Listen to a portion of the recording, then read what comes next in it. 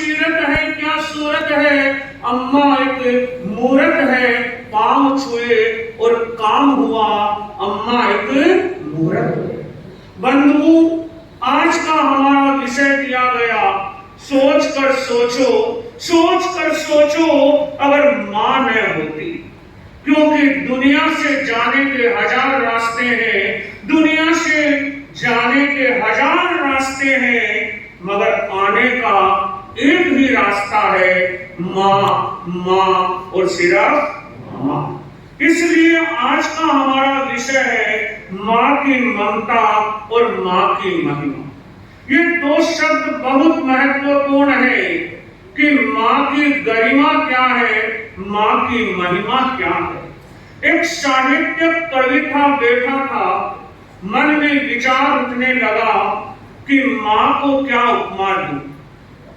कवि था, कल्पनाओं के पंख लगाने लगा और उसने कहा कि मां तो सूर्य के समान तेजस्वी है, मगर लिखते लिखते कवि रुक गया कि मैं मां को सूर्य की उपमा नहीं दे सकता, क्योंकि मां सूर्य केवल प्रकाश करता है, मगर मां तो अंगुली पकड़कर चलना भी सिखाती है। कवि कल्पना करता है कि मैं मां को चांद की उपमा दूं, मगर कवि रुक जाता है। कवि सोचता है मेरी मां चांद की तरह शीतल है, मगर चांद की उपमा नहीं दे सकता, क्योंकि चांद में दाग है और मेरी मां की ममता बेदाग है। कवि कल्पना करता है कि मेरी मां समुद्र के समान विशाल है, उस समुद्र से उपमित करने का विचार करता है। फिर कमल फिटक जाती है और विचार आता है, अरे समुद्र का जल तो खारा होता है, मैंने मेरे मां का दूध पिया था, वो तो अमृत से भी मीठा था। कवि विचार करता है कि मां को किसकी उपमा दूं, मां को महात्मा कहूं, आत्मा कहूं, परमात्मा की उपमा दूं, मगर कवि के मन में एक विचार आता है कि इस दुनिया में सिर्फ एक मां ही ऐसी है जिस मां को कोई उपमा नहीं दी जा सकती, क्योंकि उपमा में स्वयं मां समाहित है। मां के बिना उपमा भी नहीं है, उपमा।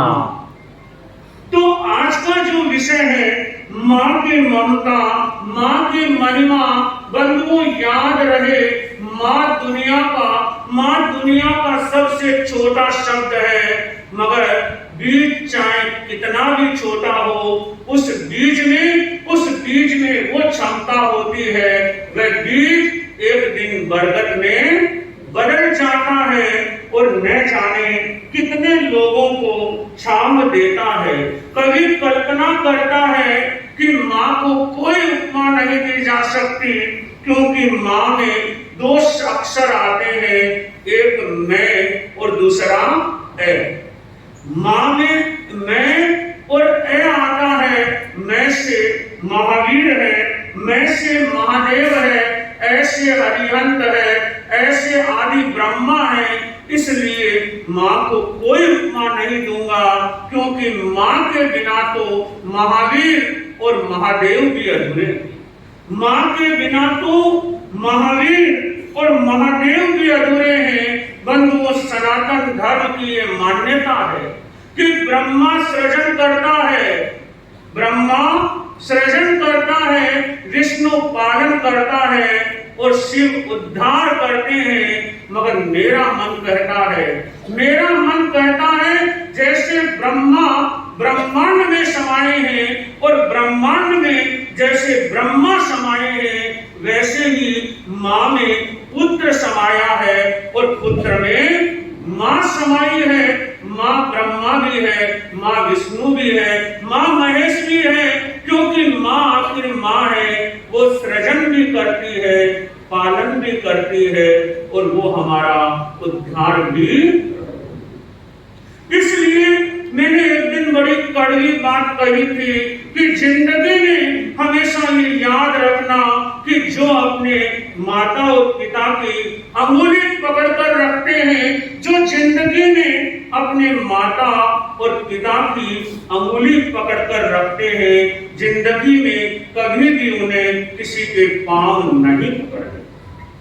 बंधुओं, माँ की दुआ में वो ताकत होती है जो हर बद्दुआ को काट देती है, क्योंकि माँ तो आखिर माँ होती है। माँ ममता का महाकाव्य होती है, माँ करुणा का सागर होती है, माँ वत्सलता का संसार होती है, माँ मंत्र है, माँ अनुष्ठान है, माँ हवन है, माँ साधना है, माँ पूजा की थाली है, माँ तीर्थ है, क्योंकि माँ के चरणों में ही गंगा जमुना और सरस्वती का वास है। बंधुओं, माँ आखिर माँ होती है। दुनिया का केवल एक ऐसा शब्द है माँ जिसे बोलते ही मुंह भर आता है, माँ जिसे बोलते ही मुंह भर आता है, शरीर का रोम रोम कंपित होने लगता है, क्योंकि माँ के उपकार से इस दुनिया में कोई भी पूर्ण नहीं हो सकता। अगर कोई व्यक्ति ये सोचे कि मैं अपने माँ बाप के उपकारों को चुका सकता हूँ, तो ये भूलना, ये याद रखना, ये विचार करना जिंदगी की सबसे बड़ी भूल है। क्योंकि याद करो, आंख बंद करके सोचो कि माँ ने 9 महीने तक अपने पेट में अपने को रखा था, कितनी वेदना सही, कैसे वो 9 महीने गुजरे होंगे। जब माँ अपने बच्चे को सुरक्षित रखती है, संतुलित रखती है, याद करो माँ की वो लोरी, याद करो माँ का वो सजना, माँ का वो संवारना, माँ का वो दुलारना, माँ का वो नए कपड़े पहनाना, मगर तैयार करके, सजा के, संवार के। याद करो, कौन व्यक्ति उस उपकार को चुका पाएगा जो सजाती थी, संवारती थी, जो सजाती थी, संवारती थी, मगर एक काली टिक्की लगा देती थी ताकि मेरे बेटे को नजर न। याद करो, कौन माँ के उपकारों से ऋणी हो पाएगा जो खारी दवाई खुद खाकर भी कहती थी, देख मीठी दवाई है, तू ये दवाई ले ले। कौन माँ के उपकारों से ऋणी हो पाएगा कि जो खुद गिल्ले में सोकर अपने बेटे को सूखे में सुलाती थी। कौन पूरे हो पाएगा कि जब बचपन में नजर लग जाती थी कि राई की पोटली लेकर मस्तिष्क पर 7 बार मारती थी। जब बीमार पड़ते थे, शरीर बुखार से तपता था, तब माँ पट्टी लगाते हुए कहती थी, बेटा घबरा मत, बीमारी हाथी की चाल आती है, मगर चिंटी की चाल चली जाती है। बंधुओं, माँ ममता का महाकाव्य है। दुनिया में ऐसी कोई शक्ति नहीं है, ऐसा कोई विचार नहीं है, ऐसा कोई कार्य नहीं है जो हमें माँ के उपकारों से पूर्ण कर पाए। मगर विचार का बिंदु यह है कि माँ की ममता से हर व्यक्ति बंधा है। याद करें जैन धर्म के 24वें तीर्थंकर भगवान महावीर जब गर्भावस्था में थे, उनके मन में विचार आया कि मैं हलन चलन करता हूं, मेरे हलन चलन करने से माँ को कोई तकलीफ न हो, और महावीर हलना डुलना गर्भावस्था में बंद कर देते, क्योंकि वो तो महावीर होते हैं। गर्भ से ही उन्हें 3 ज्ञान प्राप्त होते हैं। जब वो हिलना डुलना बंद करते हैं, माँ तृष्णा व्यथित हो जाती है, दुखी हो जाती है। माँ तृष्णा के मन में असंख्य आशंकाएं पैदा होने लगती है, आंखों से आंसू झरने लगते हैं। अरे मेरे होने वाली संतान को क्या हुआ? महावीर अपने अवधि ज्ञान से उस स्थिति को देखते हैं, माँ की ममता को पहचानते हैं, और महावीर जैसी पवित्र आत्मा ये संकल्प लेती है कि जब तक मेरे माता पिता जीवित रहेंगे, तब तक मैं संन्यास स्वीकार नहीं करूंगा। अब इससे बड़ा कोई उदाहरण हो सकता है कि भगवान भी अपनी माँ के लिए ये संकल्प करते हैं, जब तक दीक्षा नहीं लूंगा तब तक माँ रहेगी। क्योंकि बंधुओं, मैं मानता हूँ दुनिया में कोई रिश्ता छोटा या बड़ा नहीं होता है। मैं मानता हूँ दुनिया में कोई रिश्ता छोटा या बड़ा नहीं होता है, पर मेरी माँ के बराबर कोई और खड़ा नहीं होता है। मेरे इंतजार में खुली आंखों से बस वही सो सकती है। मेरे इंतजार में खुली आंखों से बस वही सो सकती है, और मेरे दुख में मुझसे ज्यादा सिर्फ वही रो सकती है। मेरे दुख में मुझसे ज्यादा सिर्फ वही रो सकती है। माथा चूमकर मुकद्दर बदलना जिसे आता है, माथा चूमकर मुकद्दर बदल देने का जादू उसी को आता है, उसी का हाथ है जो थर्मामीटर से ज्यादा करेक्ट टेम्परेचर बताता है। उसी का हाथ है जो थर्मामीटर से ज्यादा करेक्ट टेम्परेचर बताता है। बंधुओं, याद रहे, माँ होती है क्योंकि माँ परमात्मा का एक पुण्य प्रसाद है। मैं अधिकांश अपने प्रवचनों में कहता हूँ कि माँ पुण्य प्रसाद है। पत्नी पसंद की मिल सकती है, पत्नी पसंद की मिल सकती है, मगर माँ पुण्य से ही मिलती है। भाइयों, एक विचार जरूर ध्यान रखना, कहीं ऐसा नहीं हो पसंद के चक्कर में आप अपने पुण्य को ठुकरा दो। बंधुओं, माँ आखिर माँ होती है। गुस्से में आकर बेटे ने अपने माँ को लात लगाई। माँ ने पांव सहलाते हुए पूछा कि बेटा चोट तो नहीं आई, बेटा चोट तो नहीं आई।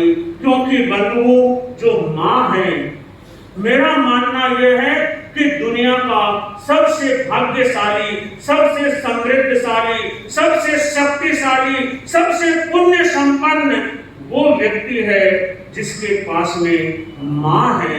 क्योंकि माँ एक छत है, माँ एक छांव है, माँ एक आश्रय है, और माँ जिंदगी होने का एक उदाहरण है। मगर बंधुओं, आज जब मैं विचार करता हूँ, क्योंकि मैंने ऐसी अपने जीवन में अनेक घटनाएं सुनी और अनेक घटनाओं को अपने आंखों से देखा, तब मेरे मन में एक विचार आया कि माँ की ममता पर, माँ की महिमा पर अवश्य प्रवचन करना चाहिए। रहना भाइयों के साथ, चाहे देर ही हो, और खाना माँ के हाथ का, चाहे आवाज आनी चाहिए, खाना माँ के हाथ का चाहे। तो जब मैं छोटा था, मैंने ये पढ़ा, मेरे मन में विचार आता कि चाहे माँ हो, चाहे कोई भी हो, मगर जहर क्यों खाना। मगर बंधुओं, आज भीतर का अनुभव ये कहता है कि माँ के हाथ में, माँ के इन कोरवों में वो ताकत होती है जो जहर को भी अमृत बना देती है। बहनों भाइयों के साथ चाहे देर ही हो, और खाना माँ के हाथ का चाहे जहर ही हो। बंधुओं, आज इस कार्यशाला से एक संकल्प जरूर लेकर जाना कि जब मैंने जन्म लिया था, इस धरती पर पहला सांस लिया था, तब मेरी माँ मेरे पास थी। ये सत्य है। जब मैंने पहला श्वास लिया था, तब मेरी माँ मेरे पास थी। आज ये संकल्प लेकर जाना कि जब माँ अंतिम सांस ले तो मैं माँ के पास रहूं, क्योंकि माँ की बराबरी इस दुनिया में कोई नहीं कर सकता। सत्य घटना सुना रहा हूँ। पिता ने अपने बच्चे की आदत से परेशान होकर लात मारकर घर से निकाल दिया। माँ बड़ी दुखी हुई, बड़ी व्यथित हुई। पिता ने साफ मना किया कि तुम अपनी संतान से आज के बाद कभी नहीं मिलोगे। वह लड़का थोड़ी दूर पर रहने लगा।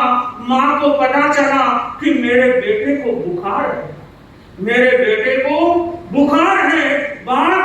कड़वी लग सकती है, मगर बहनों एक बार भीतर जाकर सोचना कि आप अपने बेटे से जितना प्यार करते हो, आपकी सास भी अपने बेटे से उतना ही प्यार।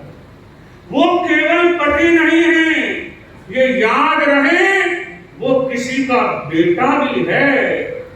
जैसे तुम अपने बेटे के प्रति ममता लुटाती हो, वो माँ भी चाहती है कि मैं अपने बेटे के प्रति ममता लुटाऊं, मेरे बेटे को मैं छाती के चिपकाऊं। कुल वधू वो नहीं होती जो अपने पति को लेकर अपने सास ससुर से अलग हो जाए, बल्कि कुल वधू तो वह होती है जो मरते दम तक सास ससुर की सेवा करे। तो उस माँ को पता चला कि मेरे बेटे को बुखार है, माँ अपने आप को रोक नहीं पाई, उसने तरीका खोजा, पूजा की थाली तैयार की और पूजा की थाली लेकर अपने पति को कहने लगी कि मैं मंदिर जाकर आ रही हूँ। वह थाली लेकर अपने बेटे के पास गई, बेटे को गुड़ खिलाया, बेटे को छाती पर लगाया, दौड़ी कहीं पति गुस्सा नहीं हो जाए, थाली पुजारी को दी, थोड़ा सा कुमकुम रोली लगाई और पति ने पूछा, क्या तू मंदिर जा रही? ये कहानी सुनना माँ की ताकत क्या होती है, और वक्त पर अपने संतान के लिए जो अपने पति से भी झूठ बोल दे, वो इस दुनिया में सिर्फ और सिर्फ माँ। जो बेटे को गले लगाना भगवान के आगे सिर झुकाना समझ ले, वो इस दुनिया में सिर्फ माँ ही। एक संगीतकार था और वो संगीतकार ढोलक बजाता था, तो वो देखता था कि एक हिरण का बच्चा रोज आकर बैठ जाता। जैसे ही वो ढोलक बजाता और वो हिरण का बच्चा वहां आके बैठ जाता, वो संगीतकार सोचता, इस बच्चे को क्या संगीत का ज्ञान है? क्या इस बच्चे में पूर्व जन्म के कोई संगीत के संस्कार है? वो रोज ये देखता, जैसे ही ढोलक की थाप होती और वो बच्चा दौड़ा चला। एक दिन संगीतकार ने उससे पूछा, क्या तुम संगीत जानते हो? क्या तुम संगीत में इतनी रुचि रखते हो? वो हिरण का बच्चा मानसिक तौर पर बोला कि मुझे नहीं पता संगीत क्या होता है, मगर जब इस ढोलक की थाप होती है तो मेरी माँ का आवाज आती है और मुझे लगता है इस चमड़े से मेरी माँ मुझे। बंधुओं, माँ अद्भुत होती है, माँ सौंदर्य होती है, माँ संवेदना है, माँ भावना है, माँ एहसास है, माँ जीवन में फूलों में खुशबू का वास है, माँ लोरी है, माँ गीत है, माँ लोरी है, माँ गीत है, माँ आंखों का सिरता हुआ किनारा है, माँ मेहंदी है, माँ कुमकुम है, माँ सिंदूर है, माँ कलम है, माँ दावत है, माँ शाही है, माँ अनुष्ठान है, माँ साधना है, माँ हवन है, माँ जिंदगी के मोहल्ले में आत्मा का भवन है। माँ जिंदगी के मोहल्ले में आत्मा का भवन है। बंधु, एक विचार जरूर करना कि माँ ने अपना दायित्व बड़ी बेखूबी से निभाया, पर क्या मैं माँ के प्रति अपने दायित्व को निभा पाया? और जिसने माँ बाप के प्रति अपने दायित्व को निभाया, मैं निस्संदेह कह सकता हूं, सेवा का फल हमेशा मेवा होता है। सेवा का फल हमेशा मेवा होता है, और अपने पूर्वजों की सेवा याद रहे, कभी खाली नहीं जाती है। जो उनकी सेवा से आशीष मिलता है, जो उनकी सेवा से स्नेह मिलता है, जो उनके सेवा से आशीर्वाद मिलता है, वो आपके जिंदगी की तकदीर और तस्वीर को बदल सकता है, क्योंकि मुझे कोई बददुआ नहीं लगती, मुझे कोई बददुआ नहीं लगती, क्योंकि मेरी माँ की दुआ कभी कम नहीं होती, मेरी माँ की दुआ कभी कम नहीं होती। मगर आज जैसे मैंने एक सच्ची घटना सुनाई, ये विचारणीय बिंदु है, जैन समाज में भी ये चिंतनीय बिंदु है कि वो अपने माता पिता के प्रति किस तरह से दायित्व का सृजन कर रहे हैं। बंधुओं, हर माता पिता चाहते हैं कि मेरी संतान संस्कारित बने, मेरे संतान का मंगल हो, मेरे संतान का कल्याण हो। मैं अधिकांश कहता हूं दुनिया में सिर्फ दो ही व्यक्ति है जो सदैव आपके कल्याण की कामना करते हैं, एक मां और दूसरा पिता। ये दो सदैव संतान का कल्याण चाहते हैं, सदैव संतान का मंगल चाहते हैं, सदैव संतान को कैसे वो प्रगति करे, कैसे सुखी रहे, कैसे संपन्न रहे, कैसे समृद्ध रहे। वो अपने तन को भी काट कर अपने संतान को आगे बढ़ाना। एक सच्ची घटना है, एक पति और पत्नी। पति अचानक गुजर गया, मगर पति के मन की एक भावना थी कि मैं अपने लड़के को डॉक्टर बनाऊं। मगर अचानक पति का दुनिया से अलविदा हो जाना उसकी पत्नी पर न जाने कितने दुखों का पहाड़ टूटा होगा। मगर पत्नी को रह रहकर अपने पति के वही शब्द याद आते कि मैं अपने लड़के को डॉक्टर बनाऊं। और मां ने दूसरों के घरों में काम किया, अपना सोना बेचा, अपना मकान बेचा और अपने बेटे को डॉक्टर बनाने के लिए न जाने उसने कैसे कैसे साधना की, मनोदियां मांगी। मगर एक दिन सुनहरा वह भी आया कि जब बेटा डॉक्टर बना। और जब बेटा डॉक्टर बना, अब मां दूसरी मनोदियां मांगने लगी कि मेरे घर में अच्छी बहू आए, संस्कारी बहू आए। मां रोज परमात्मा से यही प्रार्थना करती, बस और कुछ नहीं चाहिए, केवल एक संस्कारी बहू आ जाए। बंधुओं, दो शब्द जीवन में याद रखना, एक होती है बहू और एक होती है बहुरानी। एक होती है बहू और एक होती है बहुरानी। जो बहू होती है वो संस्कार लेकर आती है और जो बहुरानी होती है वो कार लेकर आती है। और जो कार लेकर आएगी वो तो अपनी जो कार लेकर आएगी वो तो अपनी सरकार चलाएगी। जिंदगी में कार से ज्यादा संस्कार को महत्व देना, क्योंकि संस्कार वह संपत्ति है। हमारे भारतीय संस्कृति में कहा गया, पूत कपूत तो क्यों धन सींचे, पूत कपूत तो क्यों धन सींचे, और पूत सपूत तो क्यों धन सींचे। अब मां ने अनेक मनोदियां मांगी और घर में बहू भी आई। और जिस दिन घर में बहू आई उसी दिन से आज अधिकांश परिवारों में जो होता है, नए और पुराने का संघर्ष, नए और पुराने का संघर्ष प्रारंभ हुआ। अब माँ जी कभी कभी कह देती कि बहू थोड़ा सा पल्लू लगा लो, बहू ऐसे पहन लो, बहू ऐसे बना लो। अब बहू को टोका टोकी पसंद नहीं आता। और आप जानते हैं एक मनोविज्ञान होता है, जो बड़ा होता है या जो सांस होती है, जो आस न निकाल के वो सांस नहीं क्या, ये बिल्कुल सत्य है। जो आस न निकाल दे या सांस न निकाल दे वो सांस नहीं क्या, और वो सांस वाली फीलिंग भी नहीं आती जब तक थोड़ी दादागिरी नहीं कर दे ना। ये बहनों की कमजोरी है। एक बार मुझसे एक पत्रकार ने पूछा था कि महिलाओं की, ये सत्य घटना, महिलाओं की सबसे बड़ी कमजोरी आपको क्या लगती है। मैंने बड़े मुस्कुराते हुए कहा कि महिलाओं को मुझे सबसे बड़ी कमजोरी ये लगती है कि जब बहू बनती है तो सास पसंद नहीं आती और सास बनती है, मैंने नहीं बोला मेरे को गोचरी गोचरी जाना है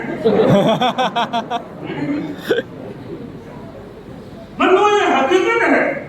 अब एक बहू थी बेचारी, बड़ी संस्कारी बहू थी। अब वो संस्कारी बहू अपने सास के पास गई और सोचा सास मेरी प्रशंसा करेगी, मगर सास से प्रशंसा कराना कोई नामुमकिन। अब वो गई अपने सास के पास और जाकर कहा, माँ जी जब मैं इस घर में आई थी तब इतने मच्छर थे, अभी तो एक भी मच्छर दिखाई नहीं। वो सास थोड़ी तनुक मिजाज थी। सास बोले, जिस दिन तुम घर में आई थी मच्छर भी ये कहते चले गए अब तो परवाने खून पीने वाली आ गई हमारी।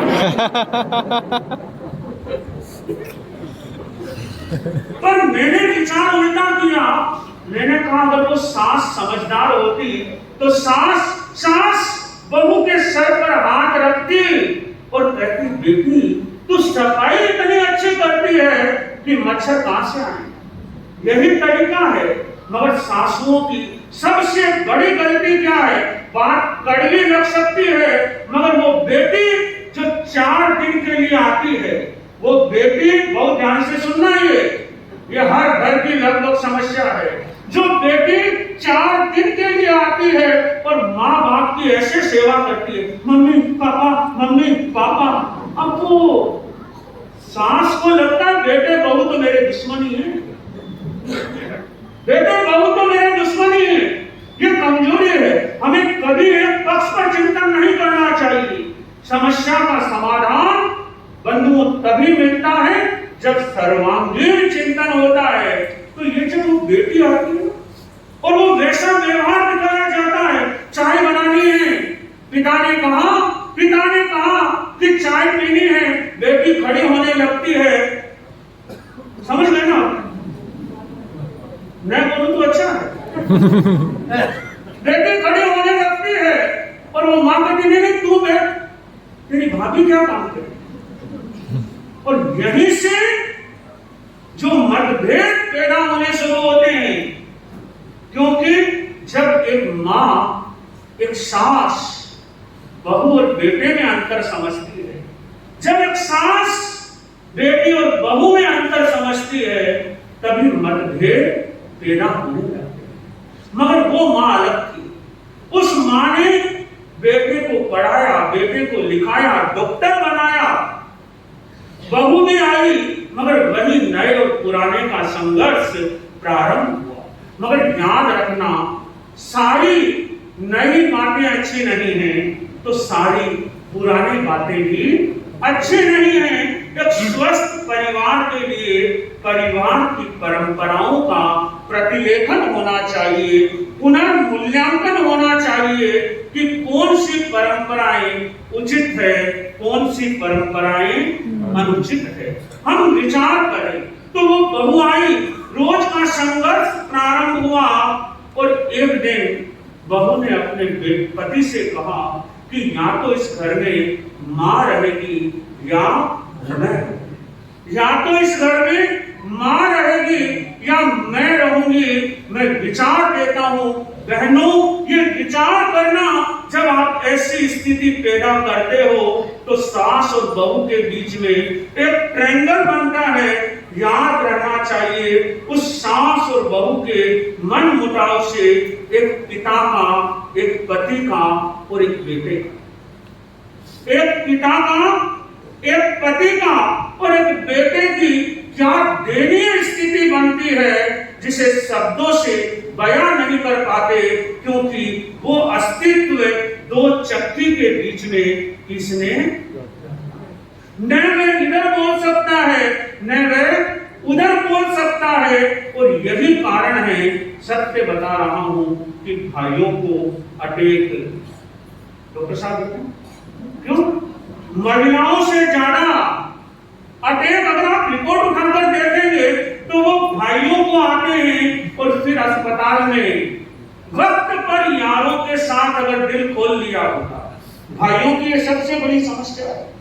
वो अपने आप को ऊपर से मजबूत दिखाते हैं, मगर भीतर में वो उतने ही कमजोर होते जाते हैं।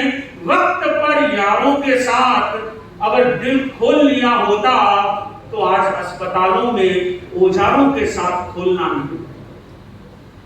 तो अब उस पति की यह हालत हुई और वह अपने मां को लेकर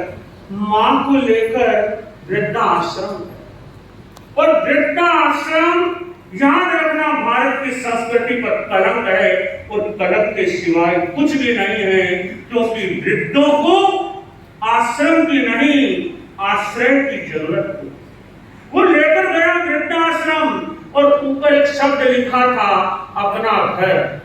वह डॉक्टर अपनी माँ से कहता है कि माँ, ये अपना घर है, यहाँ तुम्हारे जैसे अनेक हैं, तुम यहाँ आराम से रहना, कोई चिंता मत करना। माँ बार बार वो नाम देखती है, अपना घर, और माँ सोचती है जिस घर में जन्म लिया था वह भी अपना, जिस घर में जन्म लिया था वह भी अपना घर नहीं हुआ, जिस पति को सर्वस्व माना था वह भी अपना नहीं हुआ, और जिस बेटे के लिए कितनी मेहनत की थी, कितना पुरुषार्थ किया था, कितने आंसू बहाए थे, कितनी मनोतियां की थी, वो बेटा भी जब अपना नहीं हुआ तो आखिर तो यही अपना घर। अब मैं अपनी माँ को वहां पे छोड़ के जाता है और माँ से कहता है कि माँ, मैं हर महीने तुझे 500 रुपए भेजता हूं, तुम्हारी जो इच्छा हो तुम उस 500 रुपए से करना। अब बेटा छोड़कर चला जाता है, मगर माँ को रह रहकर अपने बेटे की याद आती है। माँ चुपके से आंसू बहाती है, चुपके से आंसू पोंछ लेती है। वो विचार करती है कि मेरे बेटे ने कुछ खाया या नहीं खाया, मेरा बेटा सोया या नहीं सोया, मेरा बेटा कैसा है। मैं माँ की ममता पर जब बोलता हूँ तो मुझे याद आता है आदि तीर्थंकर भगवान ऋषभ देव को याद कीजिए, जब उनकी माँ मरुदेवी माता हाथी के होदे पर बैठकर अपने पुत्र के दर्शन के लिए जा रही थी, तब विचार कर रही थी मेरा बेटा क्या खाता है, मेरा बेटा कैसे सोता है, मेरे बेटे को तकिया मिलता है या नहीं मिलता है। बंधुओं, माँ चाहे भगवान की हो चाहे सामान्य व्यक्ति की हो, याद रहे माँ आखिर माँ होती है, क्योंकि माँ की ममता का कोई तोल नहीं होता। अब वो हर महीना अपनी माँ को 500 रुपए भेजता। माँ धर्म ध्यान में अपना समय बिता देती। 2.5 साल का समय बीत गया और एक दिन बीच बीच में वो मिलने आता। 2.5 साल का समय बीता और एक दिन वृद्धाश्रम से उसके पास समाचार जाता है कि माँ नाजुक हालत में है, वो बार बार तुम्हें पुकार रही है, राजू राजू राजू, और तुम एक बार उससे मिलने के लिए आ जाओ। मगर आप सोचिए, वक्त के साथ व्यक्ति कैसे बदल जाता है। वो डॉक्टर कहता है अभी मेरे पास में कुछ मरीज है, मैं कुछ मरीजों को देखकर आता हूँ। वो 4-5 घंटे बाद पहुंचता है। वो देखता है कि वृद्धाश्रम का माहौल बिल्कुल गमगीन है। सामने बहन खड़ी, वह बहन से आंखें मिलाता है। वो समझ जाता है कि माँ इस दुनिया में अब नहीं। वो संचालकों से पूछता है कि मेरी माँ ने मरते समय क्या कहा, मगर पूछने से पहले वो माँ के चरण छूने के लिए आगे बढ़ता है तो बहन रोकती है और बहन कहती है कि भाई तेरे हाथ इस काबिल अब नहीं रहे कि तुम माँ के चरण छू सके, क्योंकि जीते जी तूने माँ को कुछ अर्पण नहीं किया तो दर्पण का अधिकार अब तुझे। भाई को आक्रोश तो बहुत आता है। वह संचालकों से मिलता है और पूछता है कि मेरी माँ ने कुछ कहा था क्या। संचालक कहते हैं ये दो लिफाफे तुम्हारी माँ ने तुम्हें देने के लिए कहा था और तो कुछ नहीं कहा। वो मरते समय अपने बंद होठों से केवल राजू राजू राजू कर रही थी, उससे कुछ बोला नहीं जा रहा था। देखिए माँ की ममता को, जो मरते मरते भी अपने बेटे को पुकार रही है, जो मरते मरते भी अपने बेटे को पुकार रही है। और एक कलयुगी बेटा ऐसा, अब वो दोनों लिफाफे खोलता है। एक लिफाफा मोटा होता है, दूसरा बड़ा पतला होता है। उसमें से चिट्ठी निकलती है और उस पर लिखा होता है, मेरे प्यारे बेटा, तुमने मेरा कितना ध्यान रखा। आप देखिए, यही तो माँ की महिमा है, यही तो माँ की महिमा है। माँ अभी भी कह रही है कि बेटा, तूने मेरा कितना ध्यान रखा, मुझे अपने घर में लाकर छोड़ा। जितना सुकून मुझे पिया या ससुराल में नहीं मिला, उससे ज्यादा सुकून मुझे यहाँ मिला।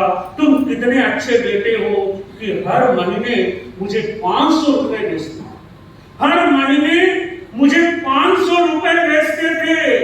बेटा, मैं 2.5 वर्ष तक यहाँ रही, मुझे यहाँ मुफ्त में खाना पीना मिल जाता था। जो 2 साड़ियां लेकर आई थी, उन 2 साड़ियों से मेरा 2.5 साल गुजर गया। बेटा, ये 15,000 रुपए हैं, ये मैं तेरे लिए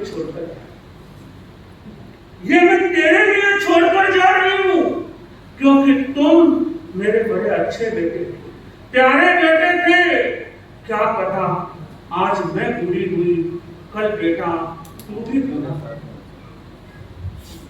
आज मैं बूढ़ी हुई, कल तू भी बूढ़ा होगा।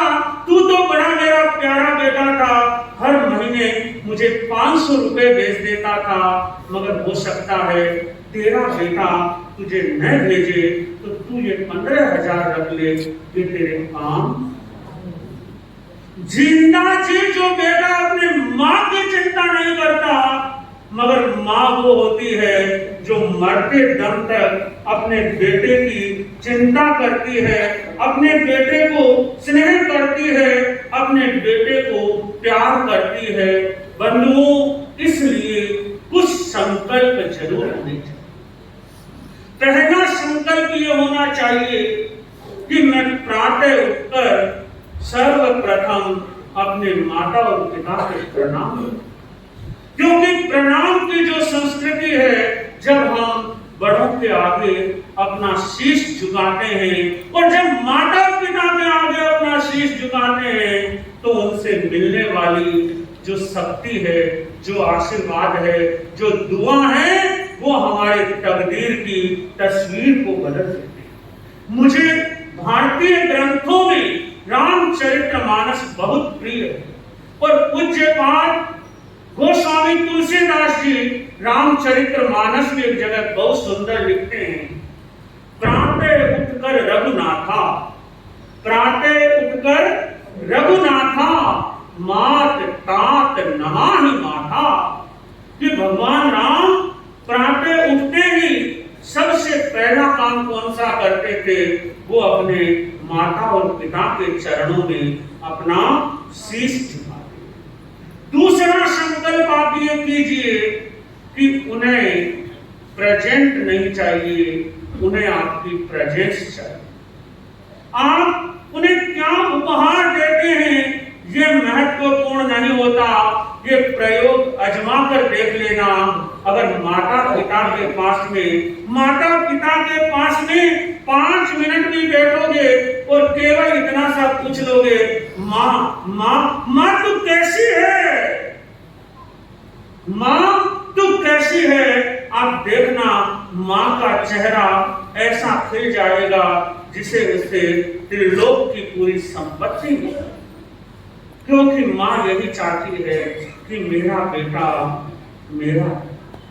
ये माँ की एक मनोवृत्ति होती है, पर उसे ये समझना होता है। याद करो, अगर हम भारत की संस्कृति के गुणगान करते हैं, अगर श्रवण कुमार अपने माता पिता को बिठाकर कांवड़ में 68 तीर्थ तीर्थों की यात्रा करवा सकता है, तो क्या कार में बिठाकर अपने माँ बाप को केवल प्रवचन श्रवण के लिए ले जा सकते? हमें इन बातों पर ध्यान देना होगा। हमें माता और पिता का सम्मान करना सीखना होगा। और पेड़ बूढ़ा ही सही आंगन में लगा रहने दो, पेड़ बूढ़ा ही सही आंगन में लगा रहने दो, फल नहीं तो कम से कम, फल नहीं तो कम से कम वो छांव तो देगा।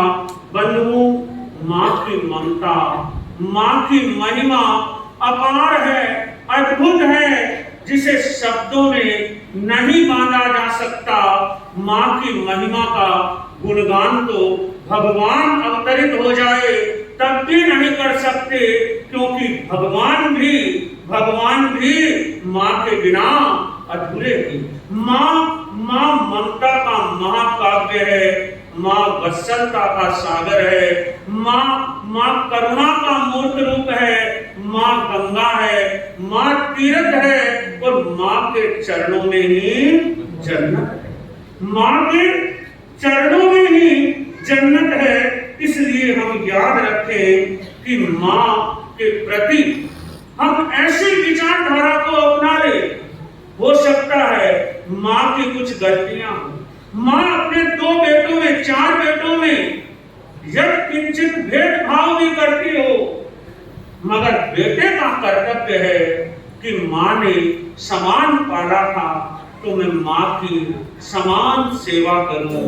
बंधुओं, हम जितना माँ का गुणगान करें, माँ की महत्ता को गाएं, उतना कम है। मुझे प्रसन्नता है कि तेरा पंथ महिला मंडल द्वारा माँ की ममता, माँ की महिमा पर आज ये भव्य सेमिनार का आयोजन किया गया, और मुझे प्रसन्नता है कि लोगों ने बड़े ही उत्साह के साथ, जितना मैं देख रहा हूँ, भाग लिया।